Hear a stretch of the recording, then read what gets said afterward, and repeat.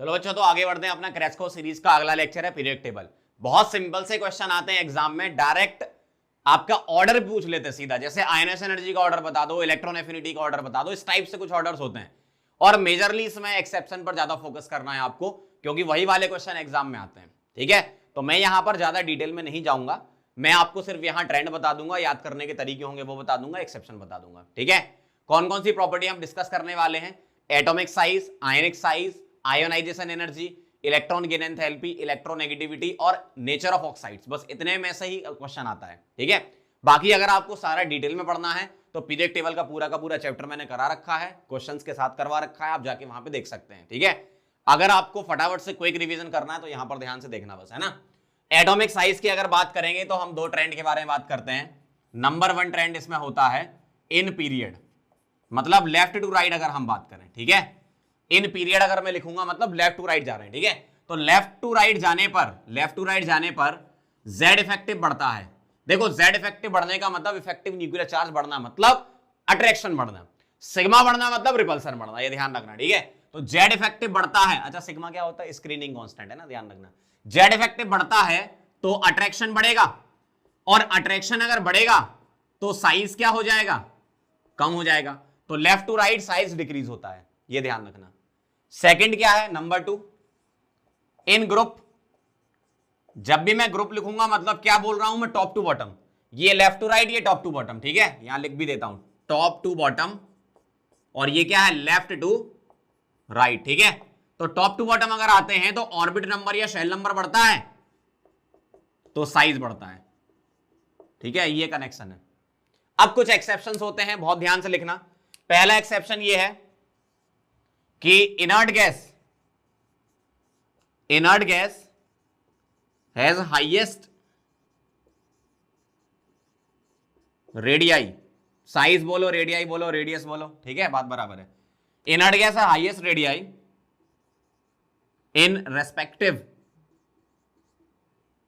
Period, मतलब उस inert gas के पीरियड में उसका साइज क्या होगा? ज्यादा होगा। जैसे अगर मैं फर्स्ट पीरियड की बात करूं तो हाइड्रोजन और हीलियम में हीलियम बड़ा, भले आप लेफ्ट टू राइट आ रहे हो, क्योंकि इनर्ट गैस में हम van der Waals radii consider करते हैं, ध्यान रखना है ना। एच ही। अगर मैं सेकंड पीरियड की बात करूं तो आप बताओ जरा, लिथियम आता है, फिर क्या आता? बेरिलियम, फिर बोरॉन, फिर कार्बन, फिर नाइट्रोजन, फिर ऑक्सीजन, फिर फ्लोरीन। इसके बाद नियोन आना चाहिए था, लेकिन वो सबसे आगे आ जाता है क्योंकि वान डेर वाल्स रेडियस यहां लेते हैं। समझ गए बात को? इसी तरीके से इसके नीचे वाला sodium, magnesium, aluminium, silicon, phosphorus, sulphur, chlorine. अब आर्गन आना चाहिए था, लेकिन वो सबसे आगे आ जाता है वान डेर वाल्स रेडियस की वजह से। तो पहला एक्सेप्शन क्या है? इनर्ट गैस का उसके रेस्पेक्टिव पीरियड में सबसे ज्यादा साइज होता है, ध्यान रखना। ठीक है, अब चलते हैं अपन सेकंड एक्सेप्शन पर। सेकंड एक्सेप्शन है 3D सीरीज। 3D सीरीज में क्या होता है? स्कैंडियम, ठीक है, ध्यान रखना, titanium, vanadium, Cr, Mn, Fe, यहां तक डिक्रीज होता है। Fe, CO और Ni का नियरली सेम होता है, और कॉपर और Zn का बढ़ जाता है। ऐसा इसलिए होता है क्योंकि यहां से लेकर यहां तक अट्रैक्शन डोमिनेट करता है, फिर अट्रैक्शन रिपल्सन को ओवरकम कर देता है, फिर रिपल्सन डोमिनेट करता है। ठीक है, ऐसा है। अगला एक्सेप्शन है थर्ड नंबर पे, रेडियस ऑफ एल्यूमिनियम और रेडियस ऑफ गैलियम जो है वो नियरली सेम हो जाती है। बड़ी होनी चाहिए थी गैलियम की, क्यों नीचे आता है ये, लेकिन ऐसा यहां पर इसलिए हो जाता है due to poor screening of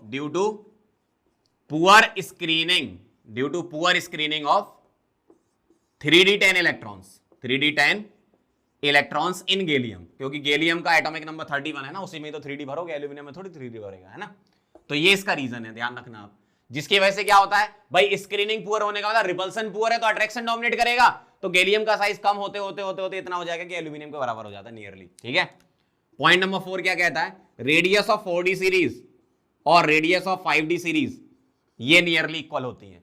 4D और 5D सीरीज कौन सी होती है? इनके नीचे वाली। ये 3D सीरीज है, इट्रियम से जो स्टार्ट होती है नीचे वाली, वो पूरी की पूरी सीरीज, और लेंथनम वाली पूरी सीरीज। ठीक है, तो 4D और 5D सीरीज का नियरली इक्वल होता है। ऐसा क्यों होता है? Due to poor screening of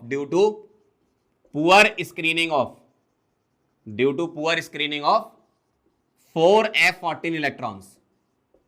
ठीक है, और ये हम इसको हम क्या बोलते हैं? इसको हम बोलते हैं लेंथेनॉइड लेंथेनाइड कॉन्ट्रैक्शन भी बोलते हैं, ध्यान रखना, लेंथेनाइड कॉन्ट्रैक्शन। तो लेंथेनाइड कॉन्ट्रैक्शन की वजह से 5D का साइज कम होते होते इतना हो जाता है कि 4D के बराबर आ जाता है। इसका कोई नाम नहीं है, इसको 3D 10 इलेक्ट्रॉन की स्क्रीनिंग बोलते हैं। 4F की स्क्रीनिंग है तो उसको बोलते हैं लेंथेनाइड कॉन्ट्रैक्शन। अगर कभी 5F की स्क्रीनिंग होती है, ब्लॉक में बताया था मैंने, तो उसको एक्टिनाइड कॉन्ट्रैक्शन बोलते हैं, ध्यान रखना, ठीक है। फटाफट से नोट करो। अब अपन इसके क्वेश्चन भी कर लेते हैं, तो साथ साथ क्वेश्चन करते जाएंगे तो आपको समझ में आ जाएगा, है ना। लिखो फटाफट। चलो आगे बढ़ते हैं, कुछ क्वेश्चन देख लेते हैं इसके फटाफट से। देखो क्या कह रहे हैं आपसे, साइज कंपेयर कराओ, ठीक है, ध्यान से देखना जरा। लिथियम, पोटेशियम, सोडियम, ठीक है। तो आप बताओ जरा, ये अल्कली मेटल से बिलोंग करते हैं, और अल्कली मेटल में देखो जरा क्या आता है, हेलिना की रूबी से फ्रेंडशिप, याद है ना आपको। वैसे अल्कली मेटल तो लिथियम से बोलते हैं पर, लेकिन पूरा याद करते हैं, हेलिना की रूबी से फ्रेंडशिप। तो क्या आता है, Li सबसे पीछे, फिर Na, और फिर क्या आता है K, ठीक है। अगला देखना जरा, वेनेडियम, Fe और Mn, तो ये हो गया आपकी 3D सीरीज, ठीक है। तो वेनेडियम का सबसे ज्यादा लेफ्ट टू राइट जाते हो तो कहां, Fe तक डिक्रीज होता है, तो V आएगा, फिर Mn आएगा, फिर Fe आएगा। Ne, B और B, ये तो इनर्ट गैस है सबसे ज्यादा इसके पीरियड में। उसके बाद क्या आता है बताओ जरा, बेरिलियम का ज्यादा, और फिर बोरॉन, क्योंकि डिक्रीज होता है लेफ्ट टू राइट जाते हैं तो। नियोन का सबसे ज्यादा हो जाता है। स्कैंडियम, इट्रियम और लेंथेनम में देखो जरा, स्कैंडियम सबसे कम, फिर इट्रियम और फिर लेंथेनम। अब जरा ध्यान देना यहां पर, मैंने आपसे बोला था कि 4D और 5D सीरीज का इक्वल हो जाता है, लेकिन वो कहां से आपको अप्लाई करना है वो ध्यान से देखना जरा, ध्यान से समझना।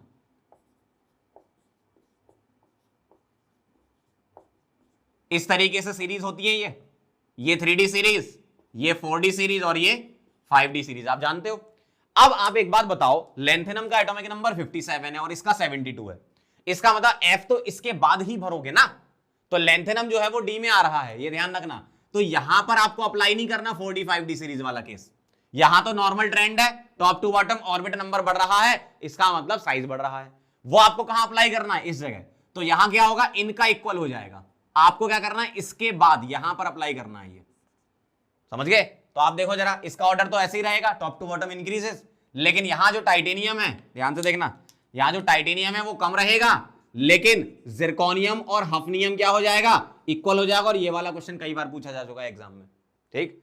इसी तरीके से अगर ये होता तो वेनेडियम का कम, Nb और Tc बराबर, सॉरी Ta, टेंटेलम होता है, Tc तो टेक्नीशियम, T है यहां पे, है ना, Nb और Ta बराबर, इस तरीके से होता। मतलब आपको सिर्फ ये ध्यान रखना है कि स्कैंडियम, इट्रियम और लेंथेनम, यहां पर आपको लेंथेनाइड कॉन्ट्रैक्शन नहीं लगाना, वो कहां से लगेगा, अगले वाले से, यहां से लगेगा, ठीक है।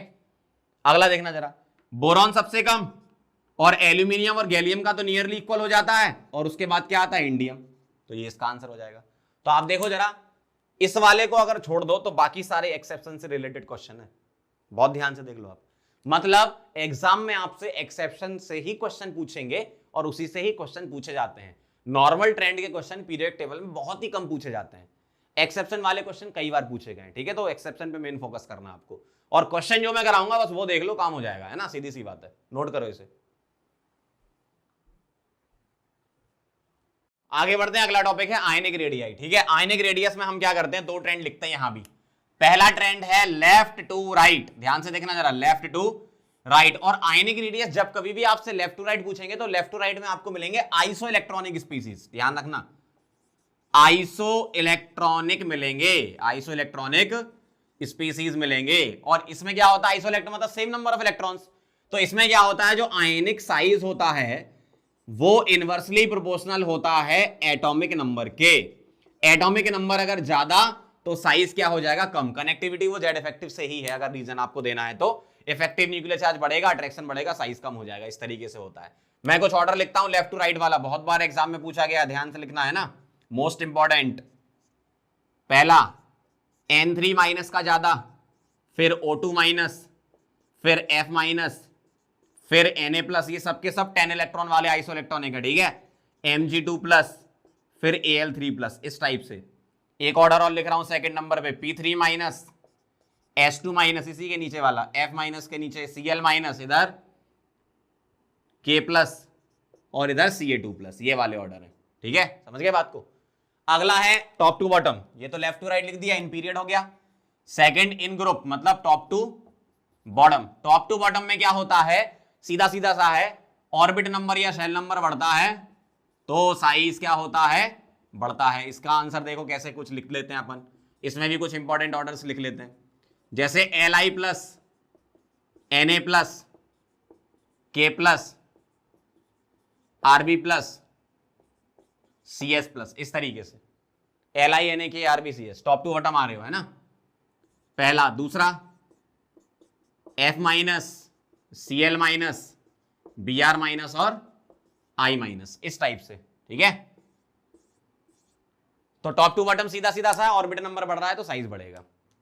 तीसरा इसमें एक चीज और होती है, किसी भी पर्टिकुलर एलिमेंट का नेगेटिव चार्ज उसके न्यूट्रल और फिर पॉजिटिव, ऐसा ऑर्डर होता है, नेगेटिव न्यूट्रल पॉजिटिव। जैसे मान लो अगर मैं आपसे बोलूं n माइनस n और n प्लस, इस तरीके से अगर किसी एक पर्टिकुलर एलिमेंट का नेगेटिव चार्ज हो, अगर और नेगेटिव, देखो नेगेटिव बढ़ाते जाओगे तो साइज बढ़ता जाएगा, पॉजिटिव बढ़ाते जाओगे साइज कम होता जाएगा, सीधा सा है। इसमें एक चीज और होती है, आयनिक रेडियस के अलावा, थर्ड नंबर पे लिख देता हूं मैं, hydrated radius. Hydrated radius, hydrated radius कैसे हम निकालते हैं, जैसे इसका एग्जांपल बड़ा फेमस है तो ये बता देता हूं। हाइड्रेटेड रेडियस मतलब क्या होता है, आप इस आयन को किस में डाल दो, पानी में डाल दो, तो होता है सॉल्वेशन। सॉल्वेशन किस बात पे डिपेंड करता है, चार्ज डेंसिटी पर। छोटे साइज का अगर एटम होगा उस पर चार्ज ज्यादा तो चार्ज डेंसिटी ज्यादा, मतलब चार्ज अपॉन साइज के डायरेक्टली प्रोपोर्शनल होता है चार्ज डेंसिटी, ठीक है। तो आप देखो जरा, यहां जो हम लिखते हैं वो लिखते हैं गैसियस में, मतलब इसको हमने पानी में नहीं डाला तब की बात है ये। और यहां जो मैं लिख रहा हूं पानी में डालने के बाद, ये छोटे साइज का है तो इसको वाटर के मॉलिक्यूल बहुत ज्यादा घेर लेंगे तो ओवरऑल ये मोटा हो जाएगा तो साइज बढ़ जाएगा, मतलब Li प्लस एक्वस में बड़ा होता है, फिर Na प्लस एक्वस, फिर K प्लस एक्वस, फिर Rb प्लस एक्वस, फिर Cs प्लस एक्वस, समझ गए, इस तरीके से होता है। और अगर हाइड्रेटेड रेडियस ज्यादा, जितना ज्यादा मोटा हो गया तो वो धीमे धीमे भाग पाएगा, तो आयनिक कंडक्टेंस या कंडक्टिविटी, भागने की टेंडेंसी, ये सब अगर पूछे तो आप क्या बोलोगे, हाइड्रेटेड रेडियस जितनी ज्यादा साइज बढ़ गया तो भाग नहीं पाएगा, मतलब उतना कम कंडक्टेंस होगा, ठीक है। तो हाइड्रेटेड रेडियस, हाइड्रेटेड रेडियस ज्यादा तो कंडक्टेंस कम, या आपसे आयनिक मोबिलिटी भी बोल सकते हैं, तो बात बराबर ही है, सेम ऑर्डर होता है, आयनिक मोबिलिटी या कंडक्टेंस। हाइड्रेटेड रेडियस किसका ज्यादा, जिसका आयनिक रेडियस कम, ऐसे कनेक्ट करना, आयनिक रेडियस कम, हाइड्रेटेड रेडियस ज्यादा, कंडक्टेंस कम, इस तरीके से कनेक्ट करके कर सकते हो आप, समझ गए बात को। फटाफट से नोट करो फिर आगे बढ़ते हैं। चलो आगे बढ़ते हैं, अगली प्रॉपर्टी पे चलते हैं, ionisation energy, delta H I, या आयोनाइजेशन एंथैल्पी बोलते हैं, या आयोनाइजेशन एनर्जी या आयोनाइजेशन पोटेंशियल, बात बराबर है, ठीक है। सिंपल सी एक डेफिनेशन एक लाइन की वो लिख लेते हैं, the amount of energy, the amount of energy, the amount of energy required to remove an electron from isolated gaseous atom। Isolated gaseous atom का मतलब ऐसा एटम जो किसी से इन्फ्लुएंस ना हो, अकेला पड़ा हुआ है, ठीक है। जैसे मान लो मेरे पास एक एटम है, ये आइसोलेटेड है, इसमें से अगर मैं एक इलेक्ट्रॉन निकालता हूं तो क्या बनेगा, ये, इसको लिख रहा हूं IE1, ठीक है। अगर मान लो मैं इसमें से एक इलेक्ट्रॉन और निकालता हूं तो क्या बनेगा, A2 प्लस, क्या बनेगा, IE2 एंड सो ऑन, इस तरीके से मैं और भी इलेक्ट्रॉन निकाल सकता हूं, ठीक है। तो मेरे पास ये आयोनाइजेशन एनर्जी 1 2 3 4 इस टाइप से आती रहेंगी। तो आयोनाइजेशन एनर्जी जो 1 होती है वो कम और सक्सेसिव आयोनाइजेशन एनर्जी बढ़ती जाती है, मतलब इलेक्ट्रॉन निकालना और मुश्किल होता जाता है। तो इस तरीके से ऑर्डर होता है अगर किसी पर्टिकुलर एटम में आप कंपेयर कराते हो तो किसी एटम के लिए पहली एनर्जी कम होती, फिर दूसरी और ज्यादा, इस तरीके से आप आगे बढ़ते जाते हो। अब इसके ट्रेंड की बात करते हैं, दो ट्रेंड हम लिखते हैं, क्या, पहला लेफ्ट टू राइट या इन पीरियड हम बात करें तो लेफ्ट टू राइट क्या होता है, जेड इफेक्टिव बढ़ता है, अट्रैक्शन बढ़ता है, अट्रैक्शन बढ़ता है मतलब इलेक्ट्रॉन निकालना मुश्किल है, इसका मतलब आयोनाइजेशन एनर्जी भी क्या होगी, बढ़ेगी। दूसरा है टॉप टू बॉटम, अगर मैं टॉप टू बॉटम की बात करूंगा तो टॉप टू बॉटम क्या होता है, ऑर्बिट नंबर या शेल नंबर क्या होता है, बढ़ता है। अगर शेल नंबर बढ़ता है तो न्यूक्लियस से आउटर मोस्ट इलेक्ट्रॉन का अट्रैक्शन पुअर होता जाएगा, तो आयोनाइजेशन एनर्जी क्या होती जाएगी, कम होती जाएगी, ठीक है। अब इसमें कुछ एक्सेप्शन होते हैं, पहले आप ये नोट करो फिर अपन एक्सेप्शन स्टार्ट करते हैं। चलो तो इसके एक्सेप्शन लिख लेते हैं। एक्सेप्शन नंबर 1 क्या कहता है? इनर्ट गैस का लिखना पहले, ठीक है। Inert gas has highest ionise energy in respective period due to fully filled configuration, due to fully filled configuration, ठीक है। तो ये तो हो गया पहला। दूसरा एक्सेप्शन ये है, सेकंड पीरियड की अगर बात करूं तो सेकंड पीरियड में क्या होता है, ध्यान से देखो एलिमेंट क्या होते हैं, lithium, beryllium, boron, carbon, nitrogen, oxygen, fluorine, ठीक है। और बाकी इनर्ट गैस की तो सबसे ज्यादा होगी इसमें, ठीक है। अब देखना जरा, अगर मैं आपसे बोलूं इसको याद करने का तरीका तो बहुत आसान है, एक छोड़ के क्रॉस लगा दो इस तरीके से और एक छोड़ के क्रॉस लगा दो इस तरीके से, ठीक है। इसका मतलब क्या है, ध्यान से देखना, लिथियम रखा, क्रॉस लगाने का मतलब क्या है, बी को यहां ले आओ और बी को यहां ले जाओ, फिर सी को यहां ले आओ, ओ को यहां और एन को इधर और एफ इधर है, लेफ्ट टू राइट इंक्रीजेस, तो ये हो जाएगा इसका ऑर्डर। और अगर आपको इसमें इनर्ट गैस भी इंट्रोड्यूस करानी है तो नियॉन ले लो और उसका तो सबसे ज्यादा होगा, इस तरीके से। यही सेम कहानी किसमें लगा दो, थर्ड पीरियड में। यही सेम कहानी किसमें लगा दो, थर्ड पीरियड में। थर्ड पीरियड में क्या क्या आएंगे बताओ जरा, लिथियम के नीचे क्या आता है, सोडियम, इस तरीके से, ठीक है। इसमें भी वही करो, एक छोड़ के क्रॉस लगा दो, फिर एक छोड़ के क्रॉस लगा दो इस तरीके से, ठीक। क्या आएगा, Na, उसके बाद क्या आएगा, Al, फिर Mg, फिर Si, फिर S, फिर P, फिर Cl, फिर Ar, और लेफ्ट टू राइट इंक्रीजेस। तो इस तरीके से आप याद रख सकते हो आयनस एनर्जी। और ये कौन सी वाली, फर्स्ट आयनस एनर्जी है, ठीक है। अब यहां पर दो जगह एक्सेप्शन आ रहा है, बेरिलियम, बोरॉन और नाइट्रोजन ऑक्सीजन में, ठीक है। इसमें एक चीज और डिस्कस करनी है अपने को, इससे रिलेटेड पॉइंट लिख देता हूं कि बेरिलियम की एनर्जी ज्यादा होती है किससे, बोरॉन से। ये कौन सी वाली है, ये है फर्स्ट आयोनाइजेशन एनर्जी, ठीक है। लेकिन अगर आप कभी आपसे सेकंड पूछ ले तो सेकंड आयोनाइजेशन एनर्जी बेरिलियम की कम हो जाएगी और बोरॉन की ज्यादा हो जाएगी। सिमिलरली फर्स्ट आईई नाइट्रोजन की ज्यादा होती है ऑक्सीजन से, देखो, और सेकंड आईई किसकी ज्यादा हो जाएगी, नाइट्रोजन की कम, ऑक्सीजन की ज्यादा। क्योंकि हम इसको कॉन्फ़िगरेशन से समझेंगे, कैसे, बेरिलियम का कॉन्फ़िगरेशन होता है 1s2 2s2 और इसका 1s2 2s2 2p1। तो पहला इलेक्ट्रॉन निकालना इसमें से आसान है, जब ये इलेक्ट्रॉन इसमें से आसान है निकालना, तो इसका कॉन्फ़िगरेशन क्या बनेगा, 1s2 2s2, और इसमें से जब एक निकाल लोगे तो 1s2 2s1। अब दूसरा इलेक्ट्रॉन निकालना बेरिलियम में से आसान है, ठीक है। इस तरीके से होता है ये। वैसे नाइट्रोजन का है 1s2 2s2 2p3 और ऑक्सीजन 1s2 2s2 2p4। तो पहला इलेक्ट्रॉन निकालना ऑक्सीजन से आसान है क्योंकि हाफ फील्ड बन जाएगा, ये ऑलरेडी हाफ फील्ड है। लेकिन जब दूसरा इलेक्ट्रॉन निकालोगे तो ऑक्सीजन से निकालना मुश्किल है, इस तरीके से होता है। जैसा बेरिलियम और बोरॉन में था, सेम वही एक्सप्लेनेशन Mg और Al का है, जो नाइट्रोजन ऑक्सीजन का था वही एक्सप्लेनेशन फास्फोरस और सल्फर का है, ठीक है। तो ये हो गया अपना 3 एक्सेप्शन हो गए। चौथे नंबर पे चल रहे हैं अपन, फोर्थ नंबर पे बोरॉन फैमिली। बोरॉन फैमिली में जो एक्सेप्शन होता है आयनस एनर्जी का, वो देखना जरा ध्यान से। ये मैंने बोरॉन फैमिली में भी खैर आपको बताया था, डब्ल्यू बनाना बताया था मैंने। क्या करना आपको, इस तरीके से डब्ल्यू बनाना है, ये पहला पॉइंट, ये दूसरा, ये तीसरा, ये चौथा और ये पांचवा। और इसी तरीके से एलिमेंट भी इसी सीक्वेंस में लिख लो, बोरॉन, एल्यूमिनियम, गैलियम, इंडियम और थेलियम। जो पॉइंट सबसे ऊपर आ रहा है उसको पहले लिखो, उसके बाद क्या आ रहा है, थेलियम, उसको लिखो, उसके बाद क्या आ रहा है, गैलियम, उसको लिखो, उसके बाद क्या आ रहा है, एल्यूमिनियम, उसको लिखो, और उसके बाद क्या आ रहा है, इंडियम, उसको लिखो। अब यहां पर आपको दो एक्सेप्शन दिख रहे हैं, क्या, थेलियम का ज्यादा है किससे, इंडियम से, और गैलियम का ज्यादा है किससे, एल्यूमिनियम से। देखो आप ऊपर से उठाया मैंने ऑर्डर। इसका रीजन क्या है, इसका रीजन है लेंथेनाइट कॉन्ट्रैक्शन और इसका रीजन है poor screening of 3D, poor screening of 3D electrons, ठीक है। तो ये हो गए 4 एक्सेप्शन। पांचवा एक लास्ट और है। अगर डी सीरीज की बात करूं तो 5D आता है पहले, फिर 3D और फिर 4D। अगर डी सीरीज की बात करें तो 5D सीरीज, फिर 3D, फिर 4D, ठीक है। फटाफट से इसको नोट करो, फिर आगे बढ़ते हैं।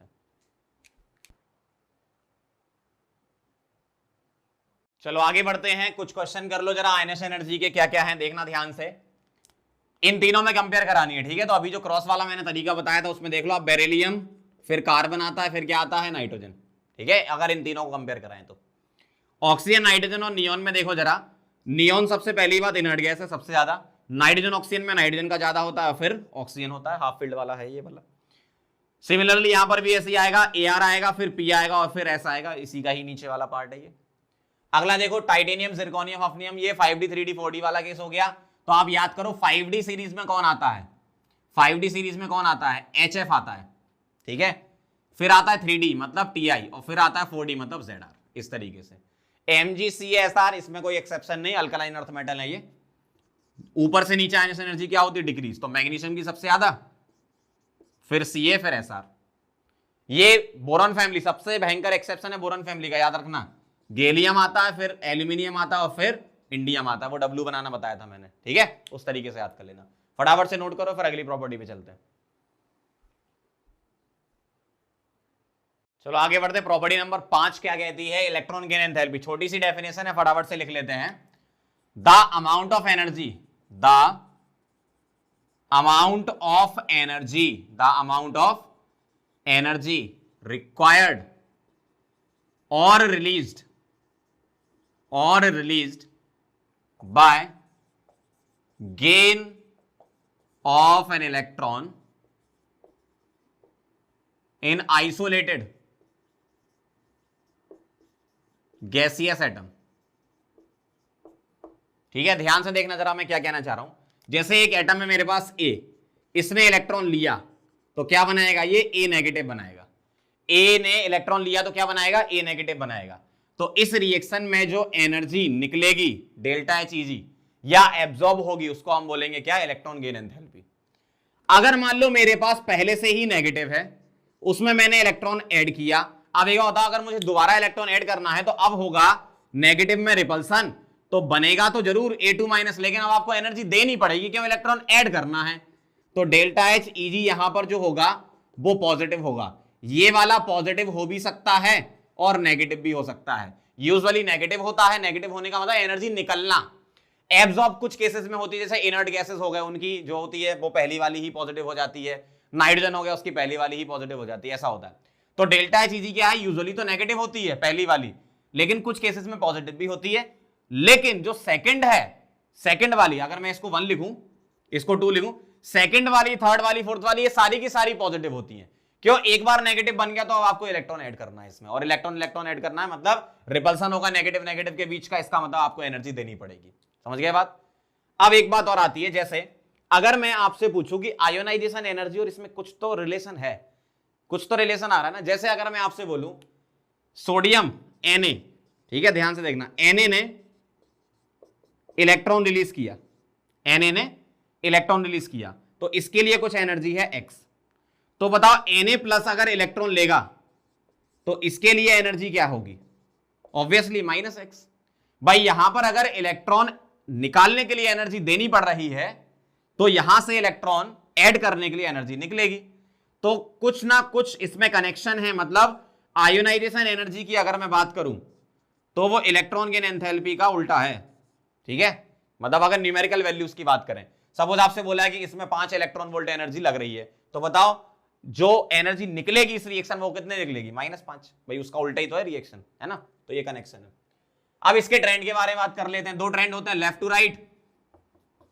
लेफ्ट टू राइट में क्या होता है, Z इफेक्टिव बढ़ता है, अट्रैक्शन बढ़ता है, तो इलेक्ट्रॉन एफिनिटी बढ़ती है। अच्छा, इलेक्ट्रॉन एफिनिटी और इलेक्ट्रॉन गेन एंथैल्पी का रिलेशन क्या है, बहुत सिंपल सी बात है, यहां पे लिख रहा हूं, बहुत ध्यान से लिखना। क्या, मोर नेगेटिव डेल्टा Heg का मतलब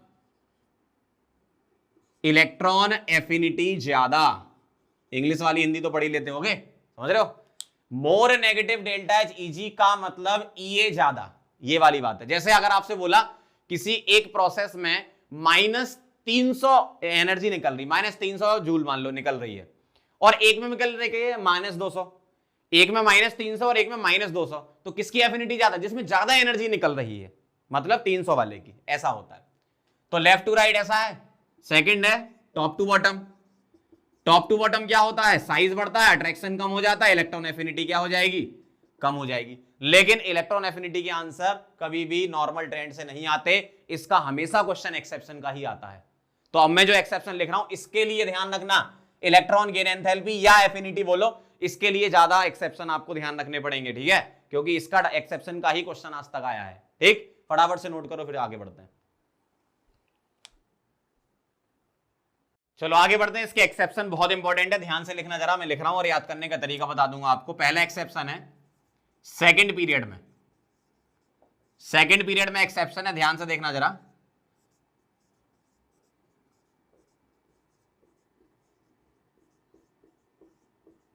ये है इसका एक्सेप्शन, ठीक है। अब इसमें एक्सेप्शन कुछ भी है, कोई भी एलिमेंट कहीं भी आ गया तो इसको याद करने का तरीका क्या है, इसको ऐसे याद रखना, बेटे ने ना बोलकर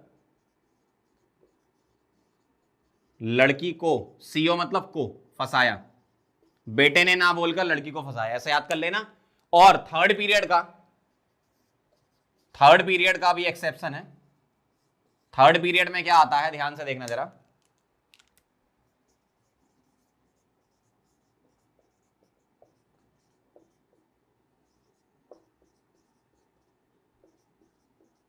थर्ड पीरियड में ये आता है, इसका याद करने का तरीका क्या है, मैंने और अलका ने प्यारी सी शादी कर ली, ठीक है, इस तरीके से आप याद कर सकते हो। अब इसमें इंपॉर्टेंट पॉइंट ध्यान से सुनना जरा, कई बुक में नियोन का पीछे बेरिलियम का आगे दे रखा है, अपने को बस ये ध्यान रखना है कि वैसे भी इनका पॉजिटिव ही है, इलेक्ट्रॉन एफिनिटी। क्यों? क्योंकि ये फुली फिल्ड कॉन्फ़िगरेशन वाले, तो ध्यान रखो कौन कौन से, ये फुली फिल्ड और ये हाफ फिल्ड।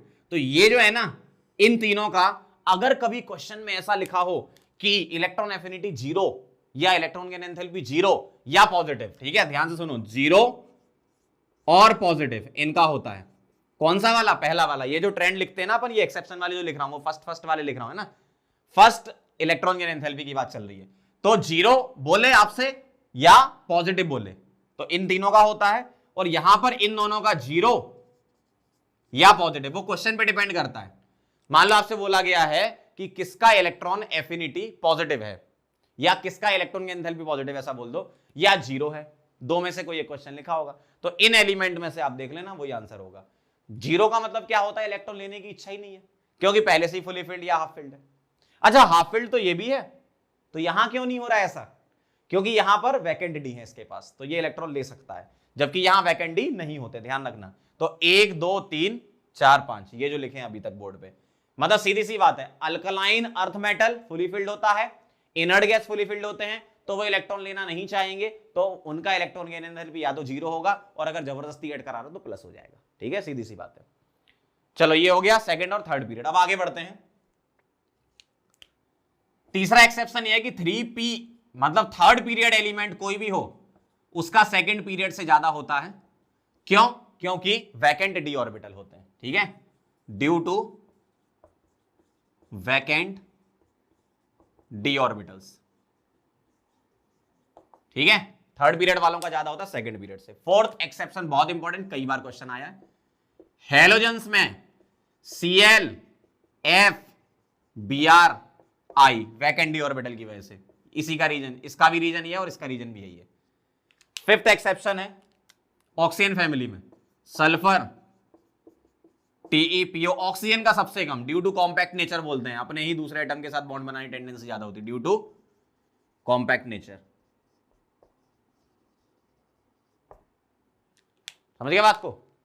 तो सेकंड पीरियड का एक्सेप्शन है, थर्ड पीरियड का एक्सेप्शन है, थर्ड पीरियड का ज्यादा है सेकंड पीरियड से, और हेलोजेंस में और ऑक्सीजन फैमिली में। एक पॉइंट और लिख देता हूं, जो मैंने अभी यहां बोला वही लिख रहा हूं यहां पर, क्या? इनर्ट गैसेस हैव 0 और positive electron gain enthalpy, electron gain enthalpy, ठीक है, इस तरीके से। तो फटाफट से इसको नोट करो, फिर आगे बढ़ते हैं। चलो आगे बढ़ते, कुछ क्वेश्चन देख लो फटाफट से। डेल्टा Hg कंपेयर कराना है आपको। देखो जरा, ये सेकंड पीरियड के एलिमेंट दिख रहे हैं आपको, तो याद करो जरा, क्या बोला था, बेटे ने ना बोलकर लड़की को फंसाया, मतलब Li और फिर क्या आएगा, ऑक्सीजन। ये कौन सा, मैंने और अलका ने प्यारी सी शादी कर ली, इस टाइप से, ठीक है। ये ऑक्सीजन फैमिली हो गया, तो सल्फर फिर Ac और फिर O, ये हो गया आपका हेलोजन, Cl का ज्यादा, फिर F फिर Br। मेन चीज वो ये, एक्सेप्शन याद होंगे, ऐसे आंसर लिखना है। Third period second period, third period का ज्यादा ड्यू टू वैकेंडी। ये वाला कौन सा आ गया, ये आपका सेकंड पीरियड का आ गया। इसका मतलब क्या हो गया, बेटे ने ना बोलकर लड़की को फंसाया, इस तरीके से। बहुत सिंपल है। तो अगर आपको एक्सेप्शन याद हो जाएंगे तो फटाफट क्वेश्चन आप बना लोगे। नोट करो, फिर आगे बढ़ते हैं। आगे बढ़ते हैं। सेकंड लास्ट प्रॉपर्टी है इलेक्ट्रोनेगेटिविटी। ध्यान से देखना जरा, इलेक्ट्रोनेगेटिविटी की डेफिनेशन लिख रहा हूं मैं क्या, the tendency of an atom to attract shared pair electrons towards itself is called electronegativity. ऐसा होता है, जैसे अगर मान लो मेरे पास ऐसा लिखा है ए सिंगल बी, अगर ये इलेक्ट्रॉन की टेंडेंसी बी की तरफ जाने की ज्यादा है तो मैं बोलूंगा बी की इलेक्ट्रोनेगेटिविटी क्या है, ए से ज्यादा है। ऐसा, अगर ये इलेक्ट्रॉन पेयर की टेंडेंसी ए की तरफ जाने की ज्यादा है तो मैं बोलूंगा बी की इलेक्ट्रोनेगेटिविटी अब ए से कम है, ए की ज्यादा है। और पॉलिंग स्केल पर हम इलेक्ट्रोनेगेटिविटी के कुछ डेटा याद रखते हैं, और इलेक्ट्रोनेगेटिविटी के ट्रेंड में ऐसा कोई एक्सेप्शन नहीं है। तो मैं क्या लिख रहा हूं, सीधे ट्रेंड लिख रहा हूं, फिर डेटा लिख दूंगा। तो ट्रेंड्स हम क्या क्या लिखते हैं, पहला लेफ्ट टू राइट। बताओ जरा, लेफ्ट टू राइट क्या होता है, इलेक्ट्रोनेगेटिविटी बढ़ती है, जेड इफेक्टिव बढ़ता है, इलेक्ट्रोनेगेटिविटी बढ़ती है। और second top to bottom size बढ़ता है, अट्रैक्शन पुअर होता है, इलेक्ट्रोनेगेटिविटी डिक्रीज होती है। ठीक है, और हम इलेक्ट्रोनेगेटिविटी को पॉलिंग स्केल पर निकालते भी हैं बॉन्ड एनर्जी का डेटा यूज करके। उसको यहां डिटेल में डिस्कस करना भी नहीं, क्रैश कोर्स चल रहा है। अब आपको क्या है, कुछ वैल्यूज याद रखनी है इलेक्ट्रोनेगेटिविटी की। क्या, सेकंड पीरियड के याद रखना, lithium, beryllium, boron, carbon, nitrogen, oxygen, fluorine. बहुत सिंपल है याद रखना, इसलिए याद भी कर सकते हो। इसका 1 होता है, अब इसमें आधा आधा बढ़ाते जाओ, 1.5, 2, 2.5, 3, 3.5 और 4, इस तरीके से। HP हिंदुस्तान पेट्रोलियम का होता है 2.1, H और P का 2.1 इलेक्ट्रॉन एफिनिटी, और सिस का 2.5। ठीक, नाइट्रोजन क्लोरीन का नियरली सेम, नाइट्रोजन का अपन 3 लेते हैं तो क्लोरीन का जो है वो 3.1 होता है, थोड़ा सा ज्यादा होता है। ठीक है, नियरली सेम है लेकिन थोड़ा सा ज्यादा है। तो ये वैल्यूज आपको याद रखनी है बस। इसके अलावा नॉर्मल ट्रेंड पर बेस्ड क्वेश्चन होते हैं, आप फटाफट से बना लोगे। ठीक, एक इंपॉर्टेंट पॉइंट और लिखना चाहता हूं, अगर किसी पर्टिकुलर एलिमेंट में अगर आप पॉजिटिव चार्ज बढ़ाते जाते हो तो इलेक्ट्रोनेगेटिविटी पॉजिटिव की ज्यादा होती है, और अगर एलिमेंट में नेगेटिव चार्ज बढ़ाते जाते हो तो इलेक्ट्रोनेगेटिविटी कम होती जाती है। ये ध्यान रखना आप। ठीक है, इसको नोट करो, फिर आगे बढ़ते हैं। चलो आगे बढ़ते, कुछ क्वेश्चन देख लो इलेक्ट्रोनेगेटिविटी पर बेस्ड। देखना जरा, सेकंड पीरियड के एलिमेंट है ये तीनों, तो लेफ्ट टू राइट इलेक्ट्रोनेगेटिविटी क्या होती बढ़ती है, तो लिथियम पहले आएगा, फिर बेरिलियम, फिर क्या आएगा, ऑक्सीजन। इसी तरीके से अगर हेलोजेंस की बात करें तो F है, Cl है, Br है। टॉप टू बॉटम क्या होता है, इलेक्ट्रोनेगेटिविटी डिक्रीज होती है, तो F आएगा, Cl आएगा और फिर Br आएगा। इसमें देखो जरा, ये भी टॉप टू बॉटम है तो इलेक्ट्रोनेगेटिविटी क्या होती है, डिक्रीज, तो ऑक्सीजन, सल्फर, सेलेनियम। और ये भी क्या है, टॉप टू बॉटम वाली बात है, तो बेरिलियम की ज्यादा, फिर मैग्नीशियम और फिर क्या आएगा, कैल्शियम। ठीक है, फटाफट से नोट करो। एक लास्ट प्रॉपर्टी और बची है, नेचर ऑफ ऑक्साइड, वो भी कवर करते हैं। चलो आगे बढ़ते हैं अगले टॉपिक पर। अगला टॉपिक है नेचर ऑफ ऑक्साइड्स। ठीक है, ध्यान से देखना जरा। पहला, जो नॉन मेटेलिक ऑक्साइड्स होते हैं, नॉन मेटेलिक ऑक्साइड्स, ये होते हैं एसिडिक नेचर के। ठीक है, यूजुअली ऐसा होता है, एसिडिक नेचर के होते हैं। दूसरा है मेटेलिक ऑक्साइड, मेटेलिक ऑक्साइड्स ये होते हैं बेसिक नेचर के। ठीक है, तो एसिडिक ऑक्साइड क्या होते हैं, नॉन मेटल के ऑक्साइड। बेसिक ऑक्साइड क्या होते हैं, यूजुअली मेटल के ऑक्साइड। ठीक है, अब आपको तीसरा पॉइंट ध्यान रखना पड़ेगा, कुछ न्यूट्रल ऑक्साइड। न्यूट्रल ऑक्साइड, तो न्यूट्रल ऑक्साइड्स कौन कौन से होते हैं, NO, N2O और CO। ये ध्यान रखना, ये 3 न्यूट्रल ऑक्साइड होते हैं।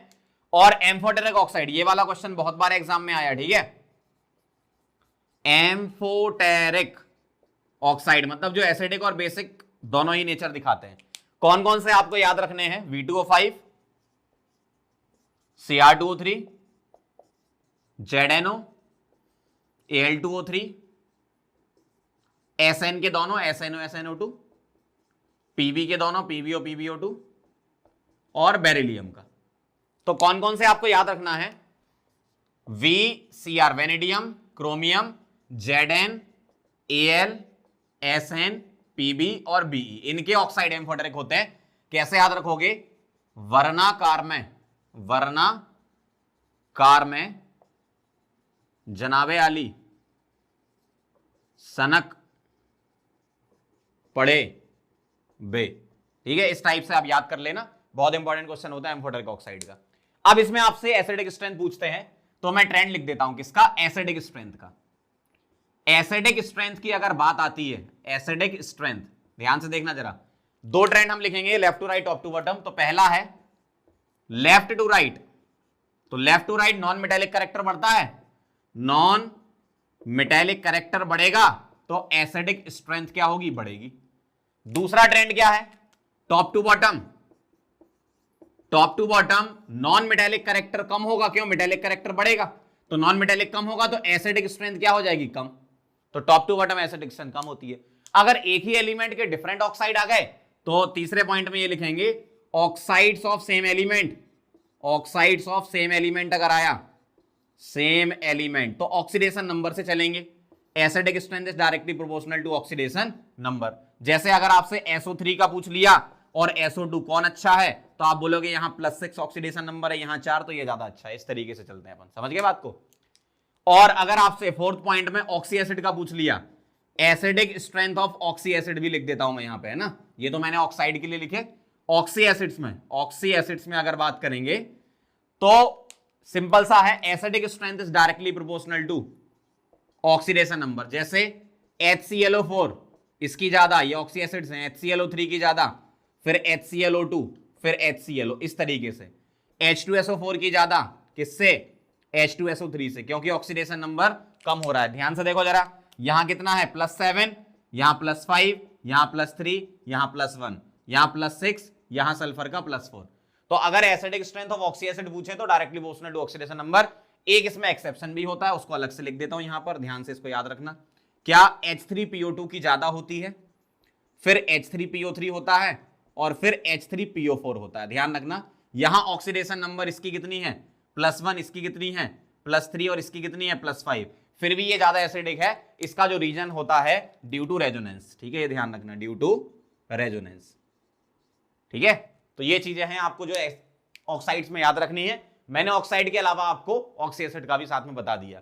अब इसकी कुछ और प्रॉपर्टीज होती हैं। अगर आपने कुछ ब्लॉक केमिस्ट्री में पढ़ रखी है, ब्लॉक केमिस्ट्री ऐसे हाइड्रोजन हो गया, alkali metal, alkaline earth metal, boron, carbon, nitrogen, ये सारी फैमिली का जो मैंने क्रैश कोर्स कराया, तो वहां भी अपन ने बहुत सारी प्रॉपर्टीज कवर कर ली थी पीरियोडिक टेबल से रिलेटेड। ठीक है, बाकी अपन ने जनरल प्रॉपर्टीज यहां कवर कर ली। फटाफट से इसको नोट करो। अब अपन प्रीवियस ईयर के कुछ क्वेश्चन कर लेते हैं और अपना काम हो जाएगा। ठीक है, नोट करो इसे। चलो आगे बढ़ते हैं, कुछ क्वेश्चन कर लेते हैं और खत्म करते हैं इस चैप्टर को। देखो जरा क्या कहना है इसमें, which of the following order is incorrect according with the property against it, मतलब इनमें से आपको इनकरेक्ट बताना। ध्यान से देखो जरा, ऑक्सीडाइजिंग पावर की बात करें तो फ्लोरीन, क्लोरीन, ब्रोमीन, आयोडीन बिल्कुल सही है। Top to bottom oxidising power decrease होती है हैलोजेंस में, ध्यान रखना, तो ये सही है, करेक्ट है। दूसरा देखो जरा, एसिडिक स्ट्रेंथ, ये क्या हाइड्रा एसिड है।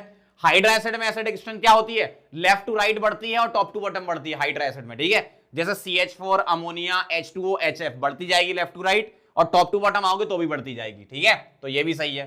बॉन्ड डिसोसिएशन एनर्जी, ये गलत है। सही ऑर्डर क्या होना चाहिए था?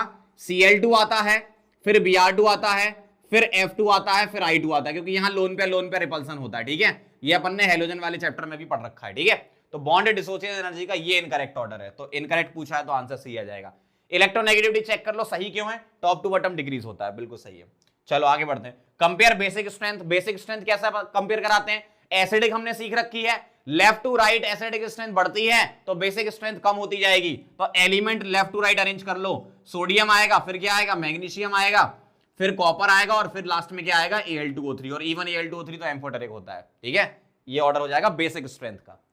कंपेयर आयनाइजेशन पोटेंशियल, तो ये सेकंड पीरियड के हैं, याद करो जरा, क्रॉस लगाते थे आयनाइजेशन एनर्जी या पोटेंशियल निकालते टाइम, तो क्या आता था? लिथियम, फिर बोरॉन, फिर बेरिलियम, फिर क्या आता था? कार्बन, कार्बन के बाद ऑक्सीजन और नाइट्रोजन में क्रॉस लगाते थे, और फिर फ्लोरीन।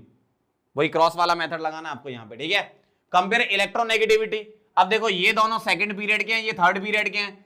सेकंड पीरियड वाले ज्यादा होंगे थर्ड पीरियड से, और नाइट्रोजन ऑक्सीजन में ऑक्सीजन की ज्यादा किससे? नाइट्रोजन से। और सल्फर और फास्फोरस में सल्फर की ज्यादा किससे? फास्फोरस से। ठीक, लेफ्ट टू राइट बढ़ती है ना, और सेकंड पीरियड वालों की ज्यादा थर्ड पीरियड से। इस तरीके से कंपेयर कराना, समझ रहे हो बात को? अगला देखा, कंपेयर आयनिक रेडियस। अब ये चारों के चारों देखो जरा, ये आइसोइलेक्ट्रॉनिक है। आइसोइलेक्ट्रॉनिक में जो साइज है वो एटॉमिक नंबर के इनवर्सली प्रोपोर्शनल होता है, तो एटॉमिक नंबर ज्यादा तो साइज कम होगा। तो ये जो ऑर्डर लिखा है लेफ्ट टू राइट इंक्रीजिंग हो जाएगा ये इस तरीके से। ठीक, अगला है which is an amphoteric oxide. वर्णाकार में जनाबे वाली सनक पड़े हुए, तो एसएन आ गया आपका, देखो सी आंसर। बाकी सीएओ बेसिक है, SO3 एसिडिक है और SiO2 एसिडिक है। इस तरीके से क्वेश्चन आएंगे। पीरियड टेबल का बहुत इजी क्वेश्चन आया, अगर आएगा तो आप आसानी से बना लोगे। ठीक है, तो इसको एक बार आप देख लो, वीडियो को पूरा अच्छे से इसको रिवाइज कर लो, काम हो जाएगा आपका। ठीक, नोट करो इसे।